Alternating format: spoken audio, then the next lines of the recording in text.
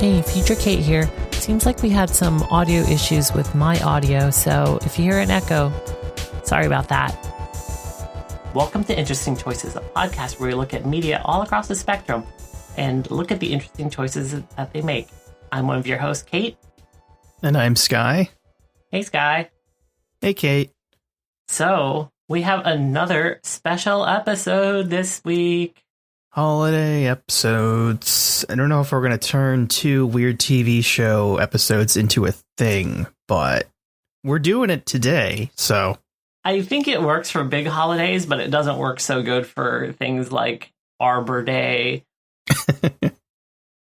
But this time around, for all of the people that are really into the annual chocolate, flowers, greeting cards, weird stuffed animals that you buy at the gas station at the last minute holiday, we have a very special Valentine's Day episode for you. Mm-hmm. Yep. We're checking out another episode of the X-Files and looking at a new show. Which one should we start with? Let's go ahead and start with the X-Files episode again, because I feel like it's a tried and true sort of standard thing to talk about. The other episode is just wild, and I feel like it's a good way to end out on that. Yeah, that was both more and less than I remembered it being, but I didn't know that the X-Files had a Valentine's Day episode until I searched for X-Files Valentine's Day episode. And weirdly enough, only like 10 minutes of the show take place on Valentine's Day. The rest of it's in August, I think. It's about love. The best and worst kind of love, unrequited love. Mm-hmm. It's a pretty Mulder and Scully light episode. Mm-hmm. Yeah, this one definitely focuses on the ensemble cast, and it's a good thing because I love these people. Yeah, they're really good. So the entire plot revolves around this small town in Kansas where they've been having a drought and all the farmers are feeling real pressed. And they're all upset about it. But Valentine's Day rolls around and this one local news station lady is getting ready for a date with her beau. It's implied that he's a farmer or something, but he doesn't seem to do much. Yeah, you don't really get a good sense of what people do except for a couple specific ones in this episode. And honestly, I didn't realize it until I thought about it later, which is, to me, the mark of good storytelling when I don't start asking those questions until a while after I finish the episode. Mm-hmm. But yeah, she is dating / engaged to who I started calling Dime Store Bill Paxton, but who is actually kind of a joy to watch on screen. He's one of those characters that you love to hate because he's just the worst. Yeah, Daryl Moots. Daryl Moots. Yep. And the woman is Sheila Fontaine, played by Victoria Jackson, notoriously problematic Victoria Jackson. Oh no, I hadn't heard about that. Oh yeah, she's deeply conservative and very racist. Oh, I feel bad. I liked her in UHF. Ugh. Yeah, I mean, art and artist, we've had this discussion a couple times. Yeah. She's spoken at Tea Party rallies. She has published things about her Muslim neighbors that are here. Just look her up if you are somehow morbidly curious about how your beloved 80s and 90s TV and movie stars have ended turned out to be real pieces of shit. Yeah, I can think of one person who has gone to Herculean lengths to be a real piece of shit. But regardless, she does turn in a very good performance in this episode. I don't know. I felt like it was probably the weakest one in the episode, which isn't saying a lot, but I feel less bad about saying that now. Yeah. I mean, she's competent, and all the other characters are far better, but her personal politics aside, she turns in a performance that is fine. Like, there's nothing objectionable about it. And we sort of meet the rest of the characters. There's only really one other one that makes a lot of appearances in the show. We sort of briefly meet the mayor, and I'm assuming his daughter, and then Daryl's new squeeze later. Mm-hmm. But that's after the heart-shaped hail and the car crash. Yeah, so basically, the entire thing revolves around this love triangle thing that kind of has happened, where Sheila, who is kind of the center of this triangle, is engaged to this trash dude named Daryl, who is dime store Bill Paxton. And she really wants to get married, and she has set up this super elaborate thing on Valentine's Day because she knows that he's going to propose to her, and she's even gone as far as publishing it in the local paper. But he's a garbage bag, and he's upset by all of this and says some really nasty things to her before. Yeah, he's just like the worst, the literal worst. Yeah, like he's so terrible. Like the main thing he gets upset about when he gets there is that she put an engagement announcement in the paper, and he wanted to wait until he said it was okay, which is like, what the hell are you waiting for? First of all, spoilers, it's never going to be the right time because he's a trash bag. Yes. And we learn later that he's just really only after her for her money because he's a garbage man. Yeah, we never find out why she has money or where it comes from. She's just a moneyed individual in Kansas. I think she might own the TV station because I don't see her doing a whole lot around it. That's true. Yeah, she does something at the TV station, but like she's never like doing boss stuff. You get the sense that she has a nice big office and maybe she's like a manager there or something. And one point she goes through files for a presentation, but But yeah, he gets mad at her. He storms off into a cloudless, dry sky. And as he's driving, you see he has a cooler full of just empty beer cans. And he finds a full one, cracks open while he's driving, and just starts driving. He's the worst. Yeah. We don't need to go through every single scene, but I did want to go through this one specifically because he's the worst. Yeah, he's probably had that cooler in the passenger seat since high school, it seems like. I'm going to say it right now, he does not deserve that cherry Mustang that he wrecks. The sky opens up, it starts raining, he's like, oh my gosh, he rolls down the window because it's the first rain he's seen in a long time, but he's drunk, and so as the rain gets harder, hail starts falling, he just keeps driving instead of doing the reasonable thing and slowing down and pulling off to the side of the road. He just like decides he can just keep plowing through it and then ends up plowing right into a telephone pole. A single car accident. And it didn't look like that bad of an accident to me. Yeah. And like he was still conscious enough to like roll down the window, which was really weird because like this hail was shattering the windshield. And he's like, I'm going to open up the door and stick my head out and greet the hail. And still keep driving. Like none of this made any sense. Oh, and just to hammer in how much of a shitbag he is, when he leaves, he makes a crack about Sheila's butt, and she tells him she's pretty sure it's going to rain soon, she can feel it, and then he mocks her when she's out of earshot and he's walking towards the car. I don't even know why he leaves in that whole situation. It's just so weird. Because that's the sort of guy he is. He basically fails as things get hard. He's a garbage man, but yeah, you see that like the hail is like heart-shaped, and it's cute, but I guess he loses his leg in the accident, which you learn later. And I do not believe that, because that did not look like an accident where you could lose your leg.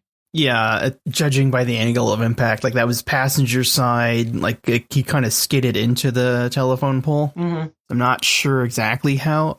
Well, it's an older car. It might have jammed up onto his, I don't know. Yeah, who knows? My brain's gone into puzzle solving. It's a small town.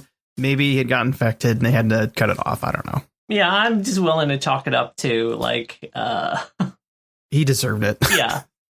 Regardless. That is a choice that they made. They're like, yep, we're gonna make him lose his leg because yep. Fuck him. So the next thing we see of this town are Mulder and Scully. They land and the mayor comes out to greet them, and he's got a trucker hat on and a ribbon bolo tie. And I really want to assume his daughter is doing like a baton dance to greet them. Yeah, I'd like that they brought their own boombox out so she could have music solo to do this like little majorette performance. Yeah, but they're there because there have been reports that there is a man there who can control the weather. Yeah, and Scully, like, I love Scully, but she should not have to put up with this shit, and, like, it's her own fault that she is there. She's like, okay, you didn't tell me why we're here, and I put my trust in you that it was something worth actually looking for. But the reason that she learns that they're there is that Mulder's flimsy excuse for bringing out the FBI for this guy that can make the weather is that maybe he's making the drought too. And that would be and that's crime. a crime. Yeah. Like, literally, from what it sounds like, the mayor straight up called the FBI. Mulder picked up the phone himself, said, okay, we're going, and then just told Scully to hop in a plane. Yeah. And she's like, sure, whatever. I understand that Scully has been through enough of these things at this point. This is season 6, episode 8, that she's like, okay, there's bound to be something here. There usually always is. But at the same time, Mulder has wasted a lot of her time on nonsense throughout the years. Yeah. But yeah, it turns out the man controlling the weather is none other than noted human crapbag Daryl Moots, who has dubbed himself the Rain King. Yeah, like the dude is set up like a storefront on like their main street in this like empty office, and he's hired some farmer's daughter to be his secretary / love interest. Because and she is a 90s fashion disaster. Yeah, she's actually so spot on for like small town 90s girl with ambitions of being something bigger than just a farmer's daughter, but not any bigger than the wife of a scummy dude. Yeah, and that office was like, I don't know who did the production design on it, but it was spot on for someone who doesn't know what rich is, but wanted to appear rich. Mm-hmm. They even got the incorporated as part of the business title. Yeah, it's really good. It's the sort of thing that you would see from like a fly-by-night tax preparer or something. It is all the pomp and circumstance that you would kind of like look at in a big city and be like, oh no, this is shady as hell. But in a small town, it's pretty impressive. Yeah, he's got like a fountain and there's plants everywhere. And the business's title is in big letters right up behind the secretary. And she's got a half moon desk. And she's doing that classic TV secretary bit where she's on the phone while the FBI is trying to ask her questions. But yeah. Like, the whole thing is that Daryl's been selling his services of making it rain on people's farms because he's been followed around by a rain cloud for the past, like, 3 months or 3 to 6 months. Ever since the accident, yeah. When you see him go to do his thing, it's the first time you've seen him after the accident in the episode, and he is dressed exactly how I thought he would be dressed. He has a denim suit with a cowboy shirt, a wire bolo tie, and red snakeskin boots. Including a red snakeskin boot on his prosthetic leg, which he doesn't wear until he gets to the tent and has his long-suffering, but, like, way into it girlfriend / secretary put it on him. And he treats her badly, too. God, this guy sucks. Yeah. But he has, like, the small tent revival preacher thing down to a T. It was horrifying and hilarious to watch. Yeah. I've seen so many guys like that on TV or like in the community where I lived. Like, I grew up in Florida, so you got a lot of those like shady creatures coming through all the time trying to like swindle old people out of their money. Yeah, I really want to touch on like his whole thing because like it really seems like he just does whatever the fuck comes into his head until the rain starts, as he goes into a spiel about being 164th Cherokee and he summons up his ancestors to bring the rains, and he's dancing to a boombox poorly. I have no doubt in my mind that anyone who actually was missing a leg could outdance him. And then he's ripping up handfuls of grass and looking at them and then throwing them, and then it rains. Yeah, a lot of the spectacle there is for the show, right? Like, he's a showman. Mm-hmm. He is weirdly charismatic in his con man type of way.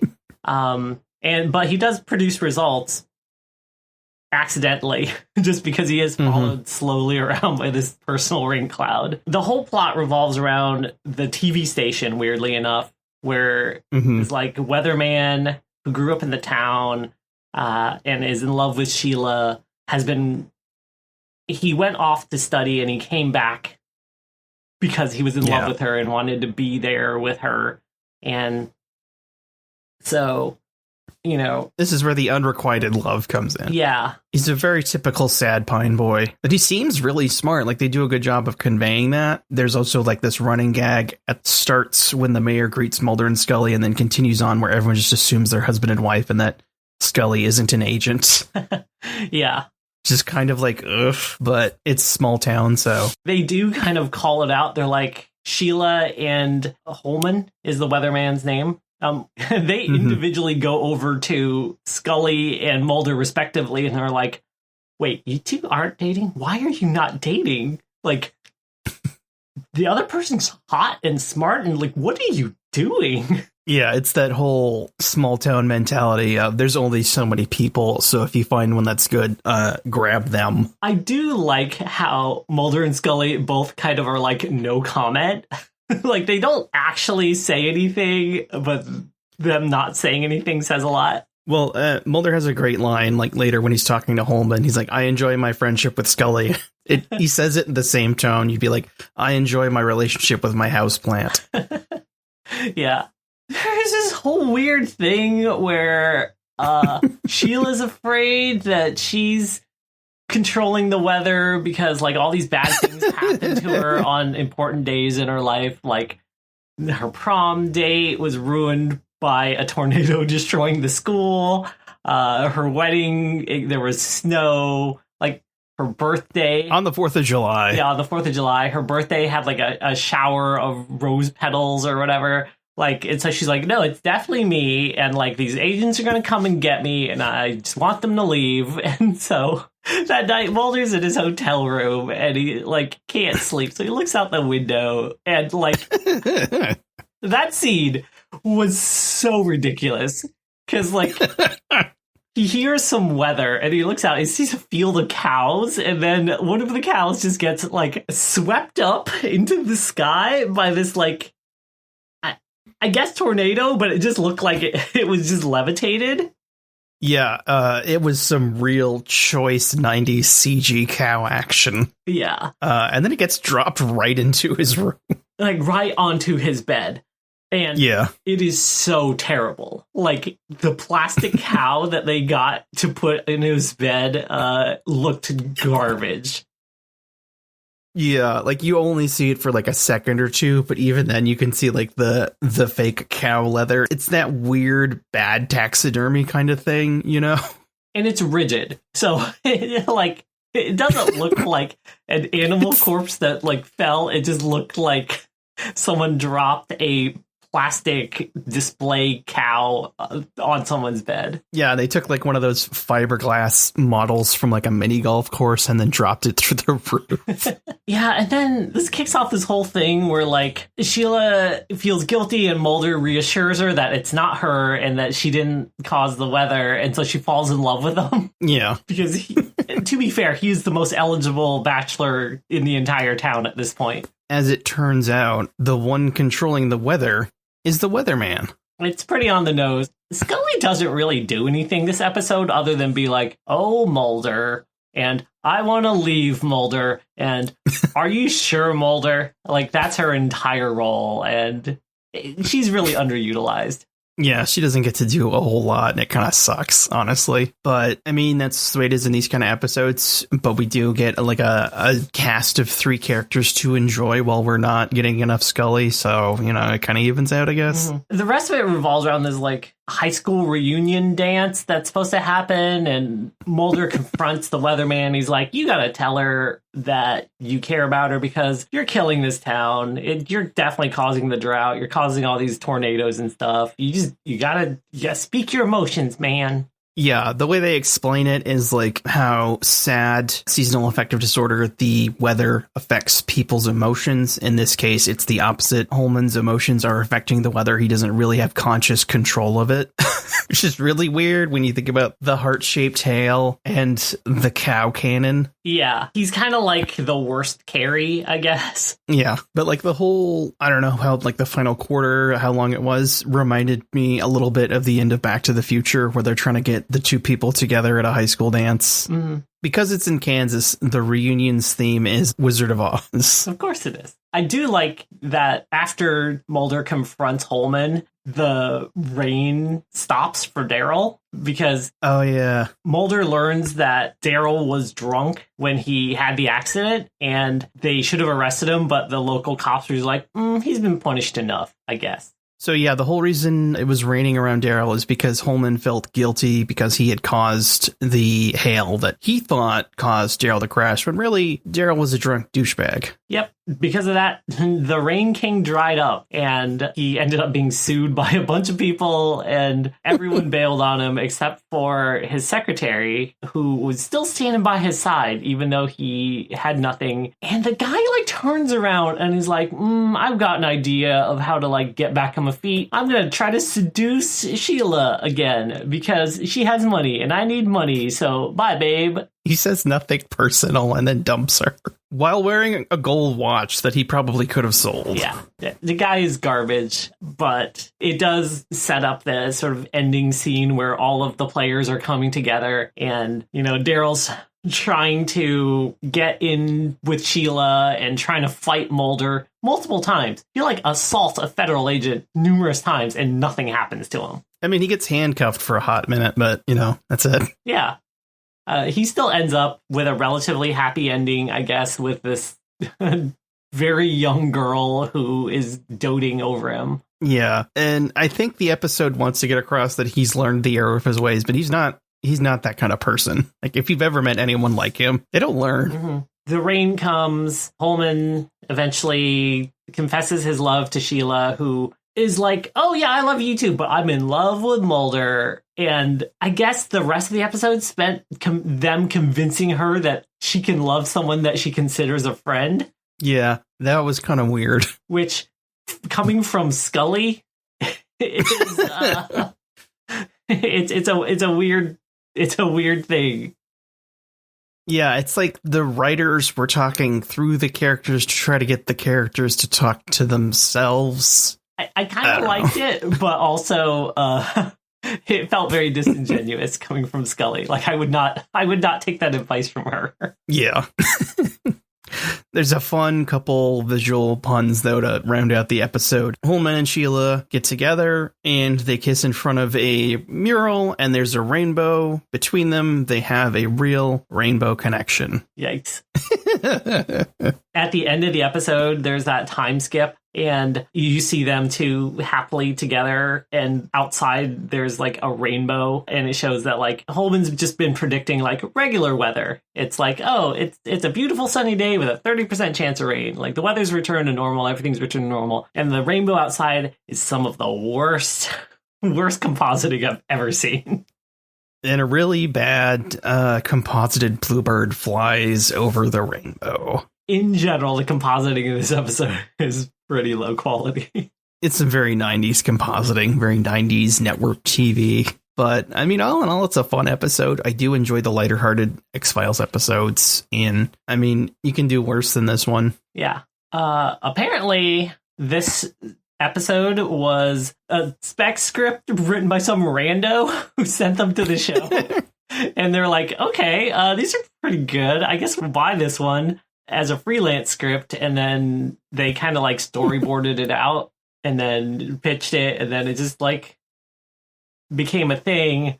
And then, of course, Daryl stole the show because Daryl is such a ridiculous character. Yeah, originally he wasn't in it a whole lot, and then they wrote more scenes for it. Also, the town that was the stand-in for the little Kansas town ended up being reused for the Christmas episode we did. It was the highest rated episode of season 6, and the last episode to be viewed by more than 20 million viewers. This was literally the peak of the X-Files. Yeah, January 10th, 1999. Mm-hmm.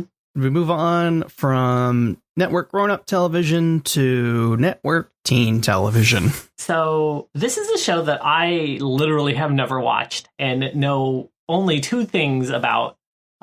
One, the main character is a boy, and two, there's a girl with a weird name, and that's it. Yeah, we're talking about Boy Meets World, Season 5, Episode 15, First Girlfriend's Club. I watched it, I wouldn't say a lot as a teenager, or not even a teenager, that was 98. It went on for about 7 seasons, so I was a teenager by the time it ended. Mm-hmm. that's a different story. But yeah, Fred Savage's brother plays Corey. You've got him and his girlfriend Topanga. It's a love story for the 90s and then the early 2000s, I guess. Yeah. But this show really is a touchstone for a lot of 90s kids, I feel like. Yeah, I definitely could see that. This was a little after my time. So although I think technically I am contemporary with a lot of the actors in age, but this was not something I watched when I was growing up. I think it was on Disney or something. Yeah, it was on Disney Channel. Yeah, I literally never watched any Disney Channel live shows. So this was my first introduction to Boy Meets World, and it was a weird one. This is one of the few episodes that really stuck with me whole hog plot-wise, because it's kind of out there for what it is for being a teen show. Like, it kind of feels more like a TGIF vibe a little bit, but I don't know, it's going to be a little hard because there's a lot of characters and they all have names. It's a pretty simple setup, though, right? It literally can be summarized in like 5 sentences. Yeah. Do you want to go for it? I'll just go ahead and read the summary off Wikipedia, because it's shorter than that. It's Valentine's Day, and Sean's jilted exes are so sure he'll ruin his date with Angela that they kidnap him to keep him from hurting her. Meanwhile, Corey lands in trouble with Topanga after she reads a letter to him from Lauren, the cute mountain girl assigned to take care of him in the previous episode. I don't remember that, but yeah. They're not really on again, off again as a couple. They're sort of always on until they kind of put drama in for the sake of, I don't know, sweeps. Really falls into the trope that is near and dear to my heart, the couple that's just a good couple. Mm-hmm. There's not a lot to the overall plot. The acting's good enough for what it is. It's kind of wild because they do just straight up kidnap someone. Yeah. So if this was the opening of a horror movie, I'd be like, this is going to get real wild. And it almost does, but since it's a Disney Channel show for literal children, it never goes as badly as it could. But, you know, anything that starts with a bunch of jilted lovers kidnapping someone and imprisoning them against their will, boy, this is a weird thing for children, honestly. Yeah. They make a couple light BDSM jokes. Yeah. When he gets handcuffed to a ladder, he's lured to a boathouse, Sean is, and handcuffed to a ladder, and they sort of have a faux trial where they air their grievances. Meanwhile, because Corey and Topanga are such an item, the school newspaper is hounding Topanga for comments, and probably the worst joke I've ever heard, where she just calls the guy with the camera a Jimmy Olsen freak. It's like, that's literally just for the audience. No one in that scene would get that. Mm-hmm. But there are some good jokes, definitely. Yeah. Like, I don't know the name of one of the older kids, but like the fact that he was like just openly flying his kink flag the entire episode, and to the point where he like steals the handcuffs at the end for personal use is a choice from the Disney staff. And I'm surprised they let it go. Yeah, it's just kind of funny how much of that episode flew under the radar for some reason. Yeah, it was wild. There was one vaguely transphobic joke that Corey makes when one of Sean's exes says something to him. He insinuates things about her because she's tall, but I love her. She's great. And like, I was like, for me, she had the best performance. She's this like great deadpan the entire time. And I was like, I'm getting serious queer vibes from this girl. Turns out I was right. Later on, she ends up being in the L Word, and she's openly bisexual, and she's dope as hell. And I love her. Awesome. Yeah, and she kind of snags one of the older siblings when they come to rescue Sean, and she's just sort of playing with his hair and making him agree with them.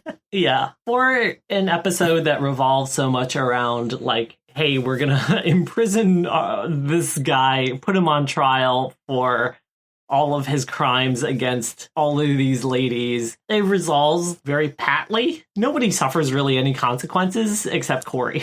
Yeah, I think it had a good enough ending, honestly. Mm-hmm.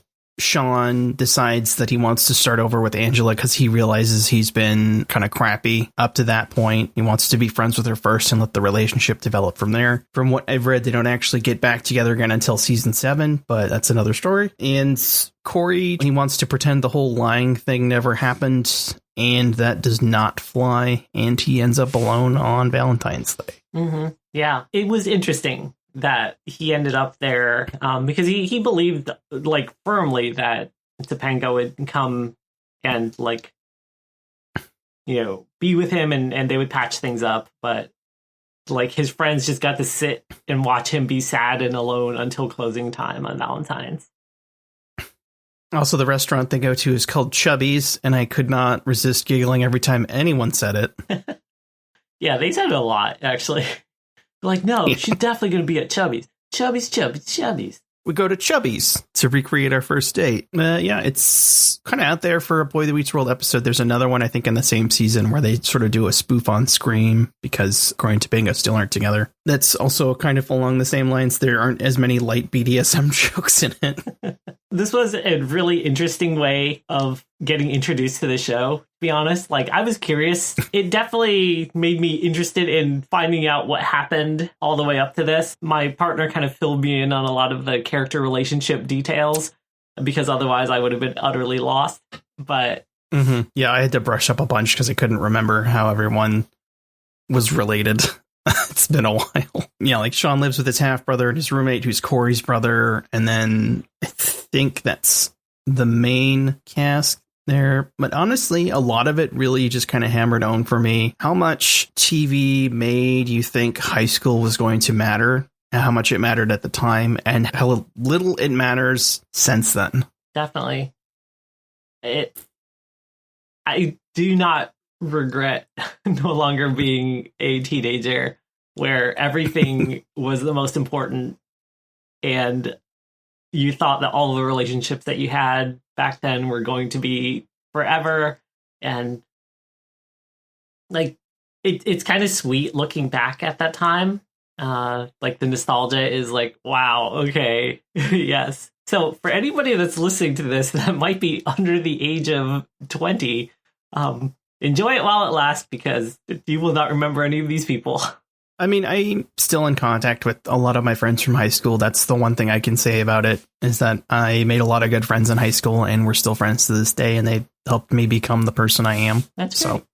So I'm grateful for that. I have never in my life used algebra, so don't sweat it. I've used algebra a lot, actually. But that's because if you are doing any sort of crafting or woodworking, you need to like measure and calculate volumes and surface areas and stuff. So like, yeah, I just eyeball it, but you know, that doesn't work for a lot of people, yep, including me. So yeah,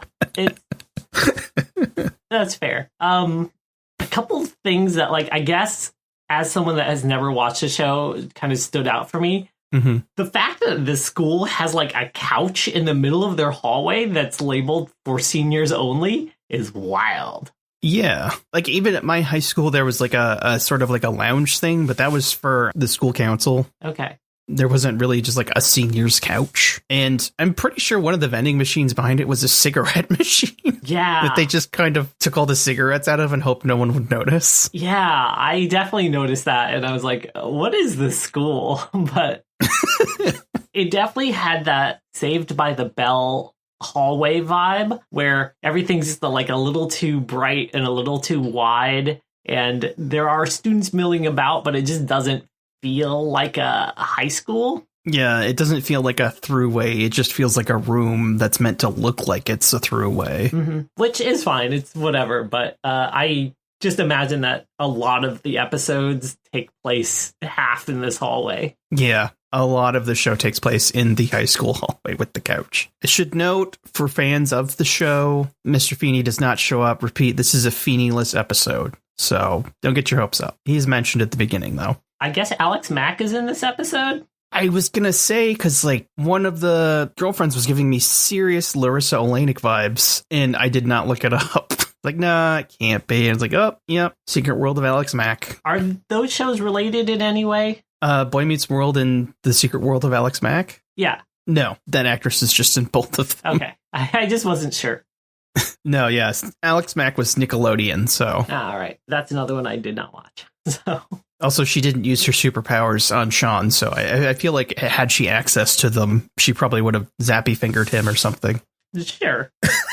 The only ones of these tween/teen shows I ever watched were like Clarissa Explains It All, Blossom, and Saved by the Bell.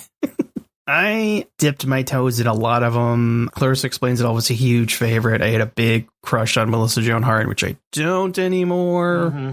For reasons. Boy Meets World, Secret World of Alex Mack. There was like a detective show with like a teen detective Asian girl on Nickelodeon. I don't remember the name of it. It was pretty fun. I think Pat Morita was in on it as a grandfather or something. I could be remembering that wrong. I hope I'm not, because I love Pat Morita. I vaguely remember that one, but I don't remember what it was called. Oh, gosh. I wish I could remember. And then Space Cases. Oh, Space Cases. It's like the Magic School Bus meets Lost in Space. The Mystery Files of Shelby Woo. There we go. I watched a lot of that one right up until there was an episode where one of the clues she uses is that someone reaches for wasabi because they were dressing up as the monster, so they were used to reaching for the monster's green gloves. So they automatically reached for the green sauce. Just like, okay. Sure. Mysteries are hard is something I will say. Mysteries are hard, and if you have to write 41 episodes of mysteries, at some point you just just go for it. And yes, Pat Morita was in the Mystery Files of Shelby Woo. Yes. It, like many things, fall victim to the whole "this is for kids, we don't really have to try" syndrome, which is just like, it's just being lazy and trying to excuse yourself. Like, kids notice. I noticed. Mm-hmm. And it's especially noticeable when you've grown up and you remember noticing. Kid. Yeah, and definitely the casting was very much, well, you know, the character's Chinese, but we'll cast we'll cast people from all over that are Asian, because there's only like a handful of Asian actors in Hollywood at this point in history. So anyone that's vaguely Asian, come on, be on the show as one of her relatives. Yeah. Oh, geez. 90s TV. And to a lesser degree, early 2000s TV. I mean, they're still doing it. That's fine.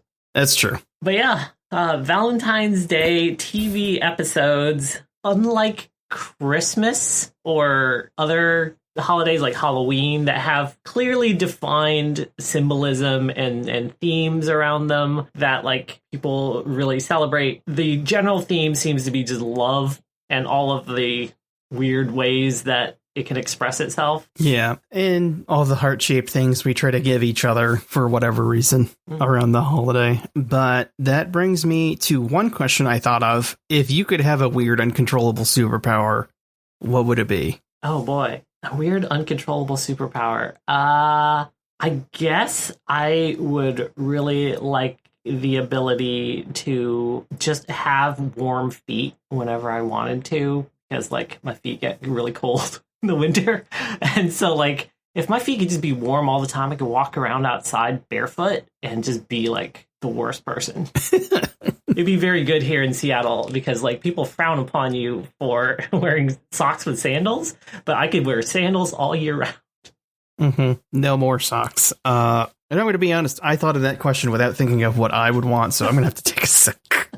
I don't know. I think telekinesis would be a fun one, but it would be really weird if I couldn't consciously control it. It was just sort of like a subconscious thing. Like I just think I'm thirsty and then a pop can floats in from the kitchen. You would just be haunted at that point, right? Like that's just poltergeist activity. Yeah, that's pretty much just a poltergeist. So I guess having a poltergeist would be my choice. I mean, that's a pretty good one, as long as it's like generally pretty positive towards your life instead of one of these like Holman weatherman situations where you get upset and then like people's ears start like flying off. Like if it's like a Casper situation or something, or just like a helpful poltergeist, that'd be pretty cool, I think. Mm-hmm. Yeah. And then you could learn that you were the poltergeist all along. The real poltergeist was the friends we made along the way. I mean, true. Well, all right. That was the Valentine's Day episode of Interesting Choices. Yep. I'm going to go order a pizza and watch Netflix with my cats. I am also going to just watch Netflix. I recently learned that there are at least 5 cats in my backyard. I have a bunch of weird stray cats, and so I've been watching them with my trail camera, and I thought there was just one, so I built a little cat house box thing for them. And then I pointed the camera at it, and it turns out there are at least 5 distinct cats. You got like a warrior's colony situation going on. Yeah, I'm allergic to all of them, and so it is horrible. Like I can't bring them in. I just have to watch them from a safe distance. because they would destroy me if they ever learned my weakness. Well, on the plus side, they all looked pretty well fed, so I think they're getting taken care of somewhere in the neighborhood. So like none of those cats are hard off for food. So, where can people find you on the internet, Sky? You can find me on Twitter at shard_corso. That's SHARD_CORSO. Kate, where can people find you? You can find me on TikTok and Twitter as Army of Meat. And you can find our show, previous back episodes on Spreaker. That's www.spreaker.com/shows/interesting choices. And you can also find us in the Spreaker directory on Apple Podcasts, on Amazon, Spotify, other podcast directories. I'm sure there are a bazillion of them at this point. Yep, just search Interesting Choices on your podcast service of choice. We're probably on there. And if you want to support the show, you can do so at patreon.com/interesting choices. Donating at the $2 level a month means you get a shout out for the entire month of your donation. And $5 level means you get to help us pick out what we're going to watch. If you have any suggestions for the show, you can drop them at our Twitter at InterestingChoi6. That's INTRESTINGCHOI6. Until the next time we meet, I guess. As always, thanks for watching and have a happy Valentine's Day. Happy Valentine's Day if you celebrate, and unhappy Valentine's Day if you don't, I guess.